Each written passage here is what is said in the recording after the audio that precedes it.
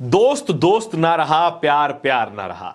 यही बात कही जा सकती है भारत और नेपाल के रिश्तों के बारे में। भारत और नेपाल छोटे भाई बड़े भाई के रोल में सदियों से चले आ रहे हैं, लेकिन अब जब नेपाल में नई सरकार बनी है तो रिश्तों में कुछ खटास आ गई है।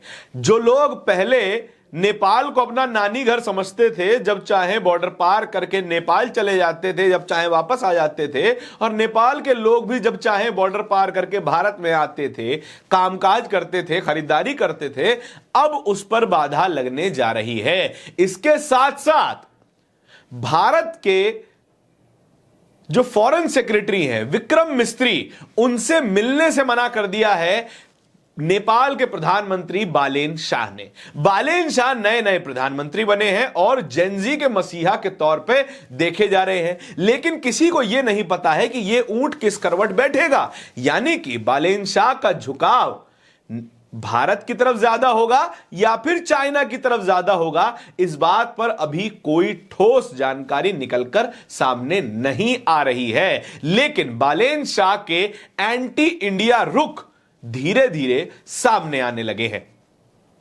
अब जरा यह समझने की कोशिश कीजिए, जहां पर अभी अभी क्रांति हुई हो, अभी अभी नई सरकार बनी हो, वहां के नेता भारत के तरफ एक तल्ख नजरिया रख रहे हैं, क्योंकि खबरें ऐसी ही निकल कर आ रही हैं। सबसे पहले और सबसे बड़ी खबर यह है कि कुछ दिनों पहले ही भारत के फॉरेन सेक्रेटरी विदेश सचिव विक्रम मिस्त्री नेपाल जाने वाले थे।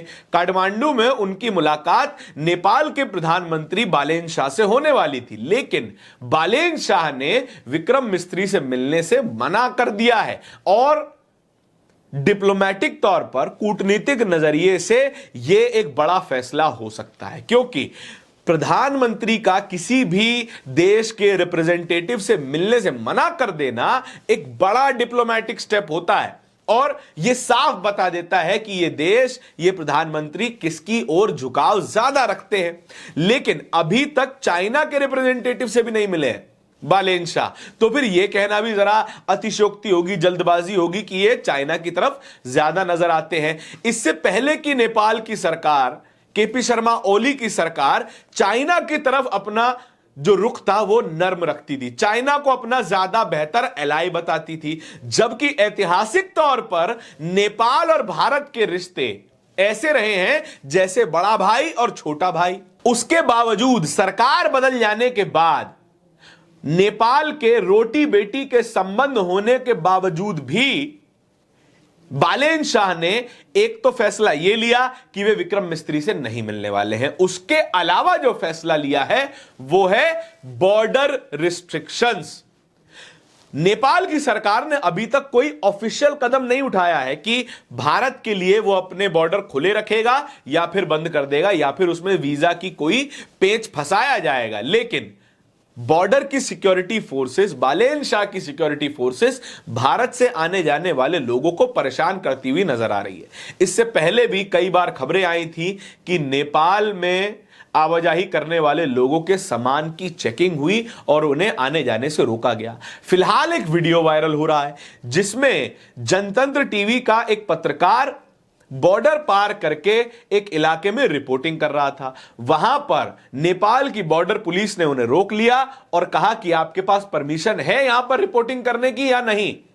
वो बताते हैं कि परमिशन लेने की जरूरत है नहीं, लेकिन इन टीवी वाले भाई साहब को भी यह नहीं पता था कि जब आप अंतरराष्ट्रीय रिपोर्टिंग करने जाते हैं तो आपको परमिशन लेने की जरूरत पड़ती है। यह वीडियो जैसे ही वायरल हुआ, अलग अलग तरीके के रिएक्शन भी सामने आने लगे। वो रिएक्शन आपको बताए देते हैं। नरेंद्र प्रताप इसी वीडियो को शेयर करते हुए लिख रहे हैं, दोस्त दोस्त ना रहा, भारत के लोग नेपाल को अपना नानी घर समझते थे, जब दिल आया तशरीफ उठाई, सीमा पार कर, खास करके पत्रकार सीमा पार करके अंतरराष्ट्रीय जर्नलिज्म, इंटरनेशनल जर्नलिस्ट बन जाते थे। धुआंधार जर्नलिज्म चल रहा था। जेनजी वाले बालेन शाह आए और सीमा की अहमियत समझा दी, बताया कि एक देश और दूसरे देश में सीमा का अंतर क्या होता है, कैसे रहना चाहिए वहां। नेपालियों पर वहां की सरकार ने भारतीय बॉर्डर के बाजारों में शॉपिंग करने पर टैक्स लगा दिया।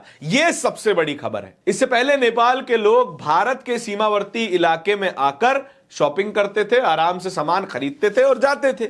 उसी तरीके से भारत के लोग, बिहार के कई हिस्सों के लोग, उत्तर प्रदेश के कई हिस्सों के लोग आराम से नेपाल का बॉर्डर पार करते थे, वहां पर शॉपिंग करते थे, खरीदारी करते थे, घूमते घामते थे और वापस आ जाते थे। लेकिन अब ऐसा होना मुश्किल हो जाएगा। टैक्स लगाना शुरू कर दिया गया है उसके ऊपर। ये पत्रकार है, इन पत्रकार भाई साहब को यह जानकारी ही नहीं है कि किस तरीके से अंतरराष्ट्रीय रिपोर्टिंग की जाती है, लिहाजा इनको वहां पर पुलिस का सामना करना पड़ा और वीडियो डिलीट करके आना पड़ा। अब यह बात जरा समझने वाली है, बड़ी ग्रे शेड की बात है। बालेन शाह एक तरफ है, बालेन शाह जेनजी के मसीहा, जेनजियों ने इन्हें चुना और प्रधानमंत्री बना दिया। अब उनका काम है अपने देश को थोड़ा बेहतर बनाने की कोशिश करना, वो कर भी रहे हैं। लेकिन इस बेहतर बनाने की मुहिम में भारत पर भारी असर पड़ सकता है, भारत और नेपाल के रिश्तों पर असर पड़ सकता है। बहुत सारे लोग ऐसे हैं बिहार के कुछ हिस्सों के, उत्तर प्रदेश के कुछ हिस्सों के, जहां पर रोटी बेटी का संबंध है। बिहार की बेटियां नेपाल में ब्याही गई हैं, नेपाल की बेटियां बिहार में ब्याही गई हैं। इस रिलेशन को मेंटेन कैसे रख पाएंगे बालेन शाह अगर इसी तरीके की सख्ती बनाए रखते हैं? तो भारत के व्यापारी और नेपाल के व्यापारियों में पुराना संबंध है, पुराने ट्रेडिंग रिलेशंस हैं। क्या उनको भी अफेक्ट करना पड़ेगा? क्या वो रिलेशंस भी बंद करने पड़ेंगे? क्या उन पर भी टैक्स लगाना पड़ेगा? इससे पहले कोई टैक्स नहीं होता था। लेकिन भारत की स्थिति समझिए, भारत का सबसे क्लोज नेशंस में से एक नेपाल है।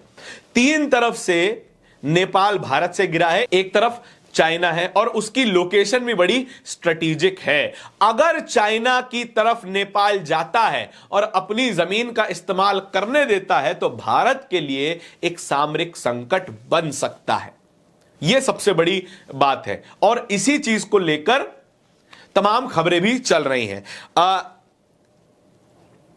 अब ये खबर देखिए जहां पर साफ तौर पर बताया गया है, India's foreign secretary Vikram Misri's Kathmandu visit postponed, PM Shah refuse to meet Indian foreign secretary and the recent Nepal India dispute over India and China resumes Mansarovar Yatra through the disputed area.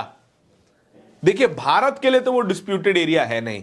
जो नेपाल इस वक्त आप स्क्रीन पर देख रहे होंगे, ये कालका और लिपुलेख यहां से होकर के कैलाश मानसरोवर यात्रा जाती है।